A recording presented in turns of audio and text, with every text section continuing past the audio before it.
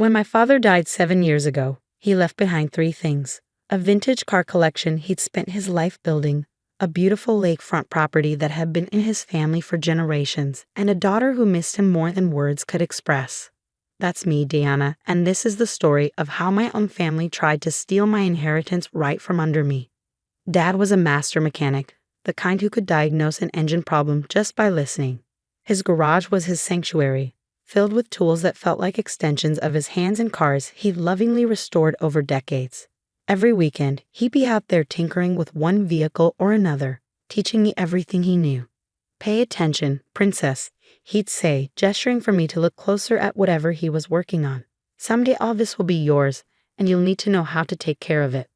I spent countless hours in that garage, learning about carburetors and timing belts, the difference between a flathead and a Phillips screwdriver, and most importantly, the value of patience and attention to detail. While other girls my age were playing with dolls, I was helping Dad restore a 1967 Mustang. My small hands perfect for reaching into tight spaces. Mom never understood our bond or our shared passion for cars. She was more interested in social status, in keeping up appearances. When Dad died of a sudden heart attack at 52, she waited exactly 11 months before marrying Stephen, her tennis instructor who was nearly 15 years her junior. I was 16 when Stephen moved in, bringing with him his 13-year-old daughter Amber from his first marriage. Suddenly, our quiet home became a different place entirely. Stephen and Mom spent money like water, buying new furniture, redecorating every room, trying to erase all traces of Dad's presence. The only places they didn't touch were the garage and a lake house. The garage because it's full of junk anyway, Mom's words, and the lake house because Dad's will had specific provisions about it. Or so I thought. "You can't sell any of it until Diana turns 25, I overheard our family lawyer, Mr. Patterson, telling Mom shortly after Dad's funeral. James was very clear about that. I took comfort in knowing Dad had protected his legacy, had ensured that the things he loved would be preserved for me. I should have known better. I should have gotten copies of all the documents myself, should have paid more attention to the legal details instead of just trusting that everything would be handled properly. But I was 16 and grieving, more concerned with keeping Dad's cars running than with paperwork and legal provisions. Every afternoon after school, I'd head straight to the garage, working on the cars just like he taught me. It was my way of keeping him close, of honoring his memory. Meanwhile, Mom and Stephen threw themselves into transforming Amber from a quiet, bookish girl into their idea of the perfect daughter. Designer clothes, private tennis lessons, cotillion classes, nothing was too expensive when it came to Amber's development. "Diana, honey," Mom would say, eyeing my oil-stained jeans with disapproval. "Would you rather join Amber at her etiquette classes? It would be so much more appropriate than spending all your time in that garage." But I stayed true to what Dad had taught me. I kept his cars running, kept his tools organized just the way he liked them. The other kids at school thought it was weird, a girl spending so much time working on old cars. But I didn't care. Every time I got one of Dad's classics purring like new, I felt like he was right there with me, nodding in approval. After high school, I went to college for mechanical engineering, paying my way by working at a local auto shop. Mom and Stephen didn't offer to help with tuition. All their money was going toward Amber's future. I didn't mind. I was good at what I did, and the shop owner, Mike, appreciated having someone who understood vintage cars. "You've got the touch, kid," he'd say, watching me work. "Just like your old man." I came home as often as I could, mainly to check on the cars and visit the lake house. Each time, I noticed small changes. Tools missing from the garage, parts that had been there before suddenly gone. When I asked Mom about it, she'd wave off my concerns. "Oh, we needed to clear some space," she'd say vaguely. "You can't expect us to keep everything exactly the same forever, Diana." I should have pressed harder, should have demanded answers. But I was busy with school, with work, with trying to build my own life. And honestly, I still couldn't imagine that my own mother would go against Dad's wishes. Then came the day that changed everything. I was in my final semester of college when Mom called, her voice bubbling with excitement. "Diana, you'll never believe it. Amber's engaged. To Bradley Worthington ILI. You know, the Worthingtons of Worthington Investments." I made appropriate congratulatory noises while mentally calculating how long it would be before I could politely end the call. But Mom wasn't finished. We're planning the most amazing wedding. The country club, a 10-piece orchestra, 500 guests. Of course, it's going to be quite expensive, but Stephen and I have figured out how to manage it. Something in her tone made my stomach clench. Mom, what do you mean you figured it out? Well, she paused, and I could picture her practicing her most persuasive smile. We've had some interest in the lake property, and since it's just sitting there empty most of the time. You can't sell the lake house, I cut in. Dad's will. Oh, that old thing. Stephen had his lawyer look it over. Apparently, there was some problem with how it was filed. Something about improper witnesses or incorrect paperwork. The point is, as James's widow, I have every right to sell it. And really, Diana, it's for the best. Amber needs this wedding to secure her future. Your father would have understood. The world seemed to tilt sideways. Mom, no. You can't. That property has been in Dad's family for generations. He wanted me to have it. Don't be selfish, Diana. Amber is your sister now, and this is her big moment. Besides, her voice took on that dismissive tone I'd grown to hate. What would you do with a lake house anyway? You're always covered in grease, playing with those old cars. This way, at least the property will serve a useful purpose. I hung up without responding, my hands shaking so badly I could barely hold the phone. Dad's voice echoed in my head. Someday all this will be yours. I grabbed my laptop and started searching through old emails, looking for anything from Mr. Patterson, any documentation about Dad's will. That's when I discovered something else. The vintage cars. Dad's pride and joy, the collection he'd spent his life building. Many of them were missing from the insurance documents. I called Mike at the shop, trying to keep my voice steady. Mike, I need a favor. Could you check something for me? Last time you were at my dad's garage, how many cars were there? There was a long pause. Diana, I was wondering when you'd ask about that. They've been selling them off, one by one. I tried to stop them, told them those cars were meant for you, but your stepdad said they had paperwork showing they had the right to sell. The room spun around me as Mike's words sank in. They'd been selling Dad's cars. His life's work, his legacy to me, and they'd been quietly disposing of it to fund their extravagant lifestyle and now Amber's wedding. I ended the call and sat in silence, staring at nothing. Then I opened my email and wrote 2 messages.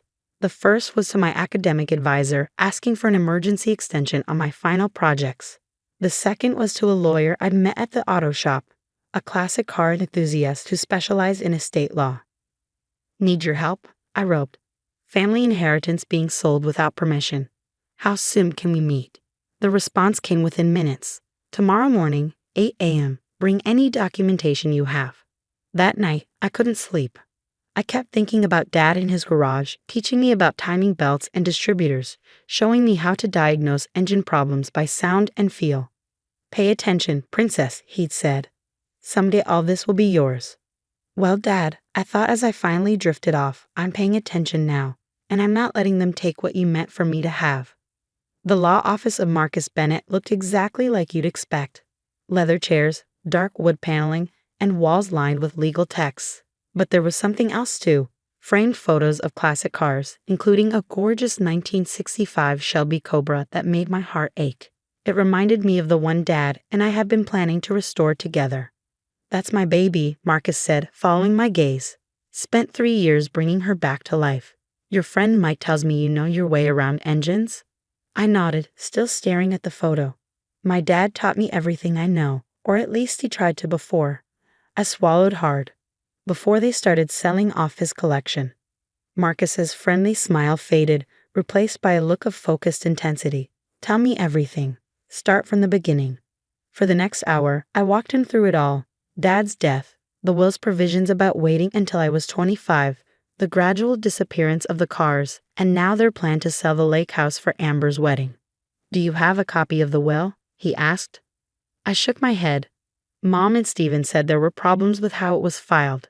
Something about improper witnesses. Marcus frowned. That's concerning. Who was your father's lawyer? Mr. Patterson. But when I tried calling his office yesterday, they said he retired 2 years ago, moved to Florida. George Patterson. Marcus sat up straighter.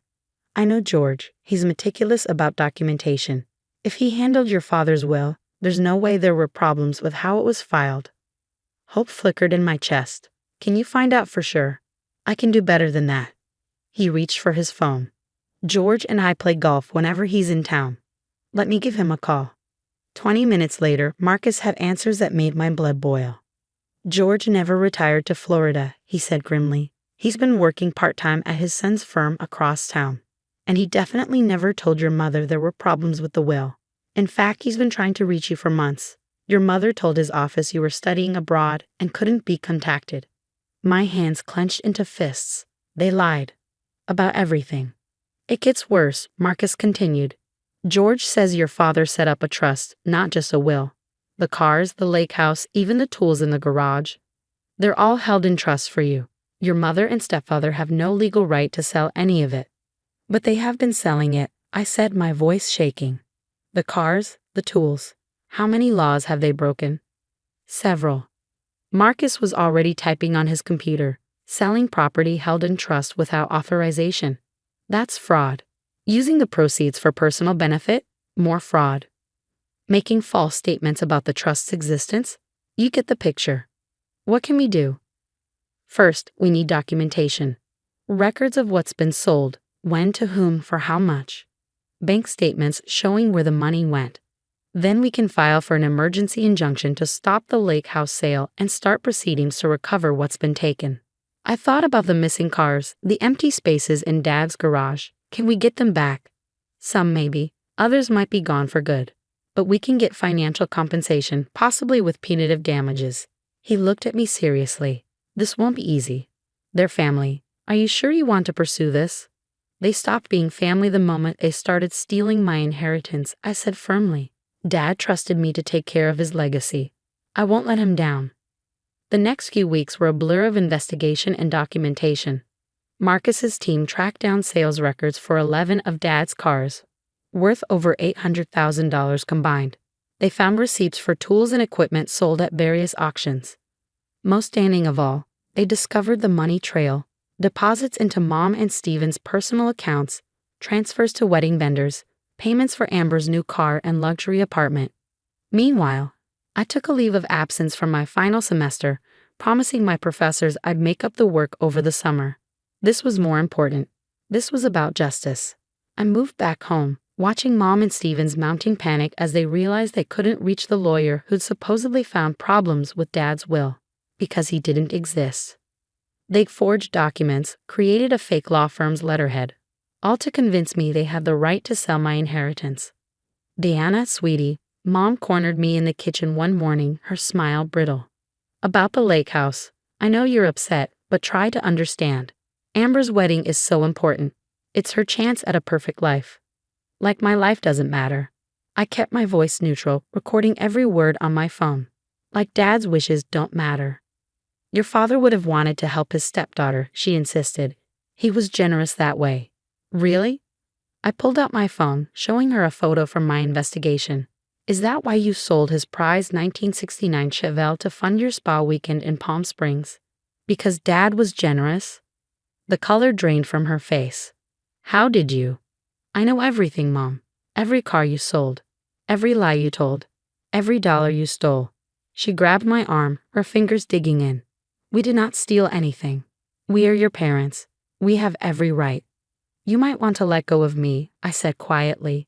And you might want to talk to a lawyer. A real one this time. That evening, I heard them arguing behind closed doors. Amber's voice joined in, shrill and panicked. What do you mean the wedding might have to be canceled? The Worthingtons will never forgive us. Bradley's mother has already ordered custom ice sculptures. We'll figure something out, Stephen promised. Diana's just being difficult. She'll come around. I smiled grimly, thinking of the documents in Marcus's office. They had no idea what was coming. The next morning, I went to the garage early, wanting to spend time with what remained of Dad's collection. In the corner, under a dusty tarp, I found his favorite, a 1957 Chevy Bel Air we'd restored together during my high school years. They hadn't sold this one, probably because it needed work. The engine was in pieces, parts scattered across his old workbench. I ran my hand along the car's faded paint, remembering Dad's voice. Patience, princess. Sometimes you have to take things apart completely before you can put them back together the right way. He'd been talking about engines, but the lesson felt especially relevant now.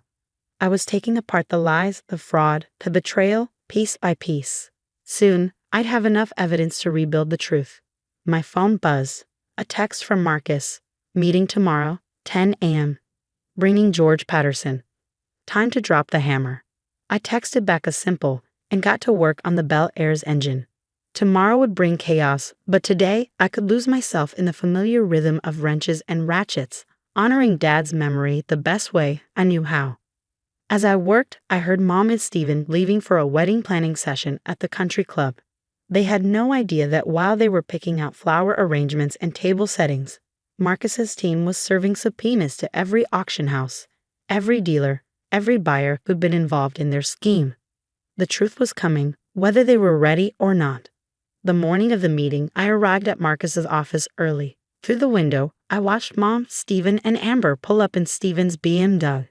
They looked confident, probably expecting to steamroll over any objections I might have about the lake house sale. Mom was wearing her handling difficult situations outfit, a powder blue suit that made her look both authoritative and approachable. Stephen had on his tennis club blazer, a symbol of the status he so desperately craved. Amber was clutching a wedding planning binder thick enough to stop bullets. Marcus met them in the lobby while I waited in the conference room with George Patterson. The elderly lawyer looked nothing like the frail retiree my mother had described. His eyes were sharp, his grip firm as he shook my hand. "Your father was a good man," he said quietly. "He trusted your mother to honor his wishes. I'm sorry she didn't." Before I could respond, the door opened. Mom's confident smile faltered when she saw George. Stephen's face went slack with shock. Amber just looked confused. "Mr. Patterson?" Mom's voice was higher than usual. "What are you doing here?" "Interesting question, Mrs. Mitchell," Marcus said, closing the door behind them. "Especially since you told your daughter he was retired in Florida." "There must be some misunderstanding," Stephen started, but Marcus cut him off. "Please sit down. We have a lot to discuss." They sat. I noticed Mom's hands trembling slightly as she smoothed her skirt. She knew. She knew exactly what was coming. Marcus opened a thick folder. "Let's start with the trust your late husband established for Deanna, the one you claimed didn't exist." "We never," Mom began, but George Patterson spoke over her. "I have here the original trust documents, properly witnessed and filed. James Mitchell was very specific about his wishes. The entire car collection, the lake property, and all related assets were to be held in trust for Deanna until she turned 25. He slid copies across the table. I watched as Mom and Stephen's faces grew paler with each page. "Furthermore," Marcus continued, "we have documented evidence of unauthorized sales of trust assets." He began laying out photographs. The 1969 Chevelle sold to fund a spa vacation. The 1965 Mustang sold to pay for Amber's apartment. The 1970 Challenger sold to cover country club dues. Amber's eyes widened. "Mom? Dad? What's he talking about?" And most recently, Marcus pressed on, attempts to sell the lake house to pay for an extravagant wedding. A wedding, I might add, that's being financed with stolen money. "Stolen?" Amber shrieked. "What do you mean stolen?" "He means," I said quietly, "that they've been selling off my inheritance piece by piece. Dad's cars, his tools, everything he worked for.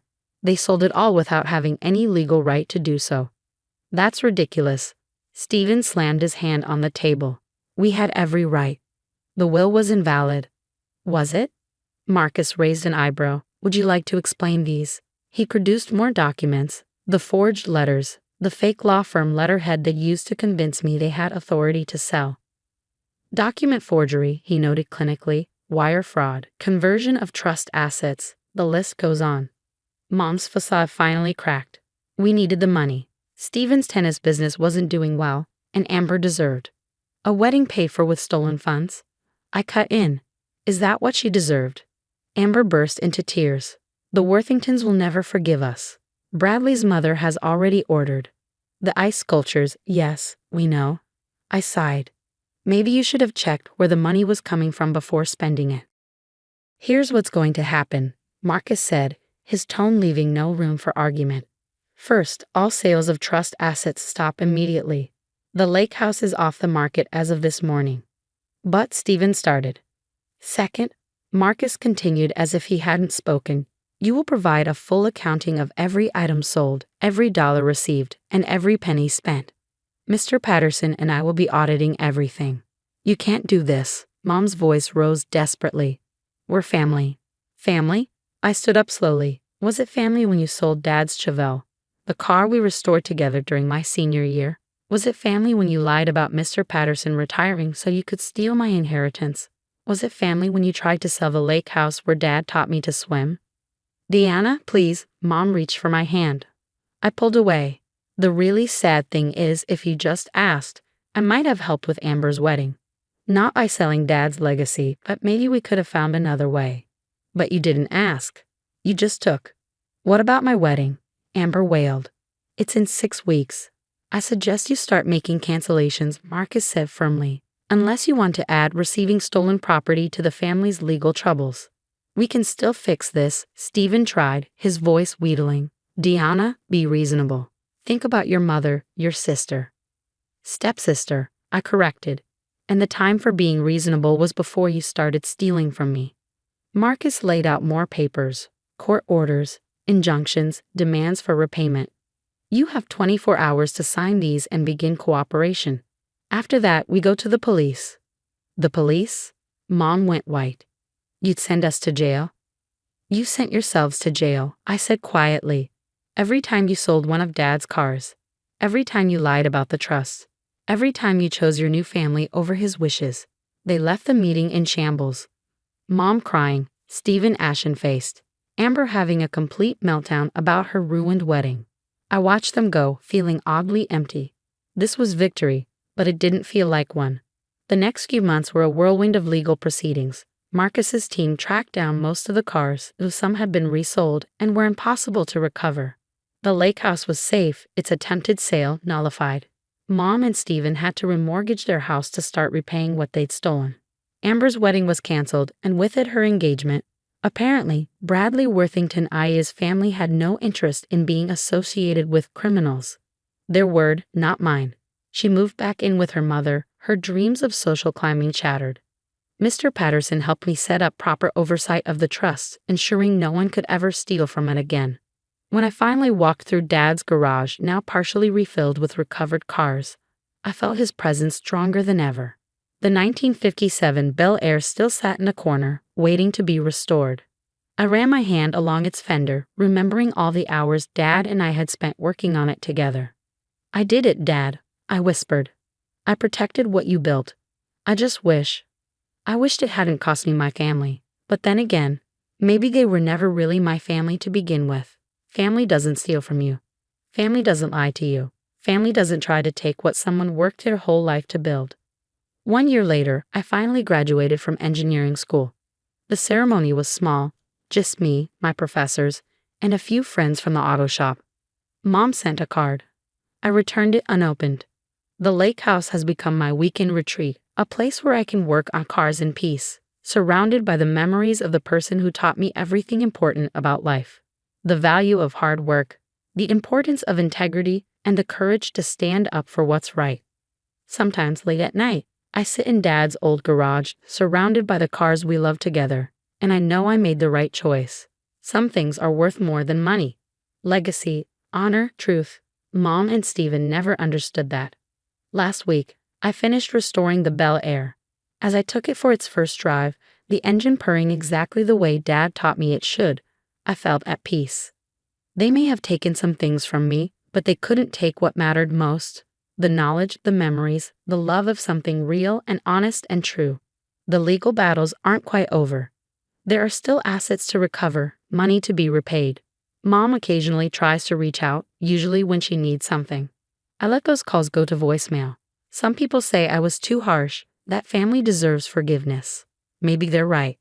But as I sit in my father's restored garage, surrounded by the legacy he entrusted to me, I know that forgiveness has to be earned. It can't be stolen, like everything else they tried to take. Dad always said every car has a story. Mine is about betrayal and justice, about standing up for what's right even when it hurts. But mostly it's about honoring the person who taught me that some things are worth fighting for, no matter the cost. The trust comes into my full control next year when I turn 25. By then, the garage will be completely restored, every car back where it belongs. And maybe then, with time and distance, I'll be ready to think about forgiveness. But for now, I'm content to be my father's daughter, keeper of his legacy, protector of the dreams he built one car at a time. Some might call it just a collection of old cars and a lake house. But to me, it's everything my father was: honest, hardworking, true. And that's worth more than all the wedding ice sculptures in the world.